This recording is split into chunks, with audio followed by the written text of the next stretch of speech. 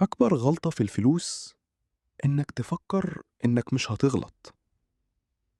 ناس كتير بتحاول تمشي حياتها بشكل مثالي، كل قرار محسوب، كل خطوة مضمونة. بس الحياة مش كده. لكن الحقيقة مش لازم تبقى دايما صح علشان تكسب. لازم بس ما تخسرش كل حاجة لما تغلط.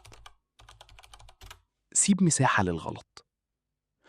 حط فلوس زيادة للطوارئ. ما تستثمرش بكل اللي معاك. ما تراهنش على سيناريو واحد، لأن الغلط مش احتمال، ده مؤكد. الأذكى مش اللي بيتجنب الغلط، الأذكى اللي بيعيش بعده. الفكرة دي من الفصل الثالث عشر من كتاب The Psychology of Money.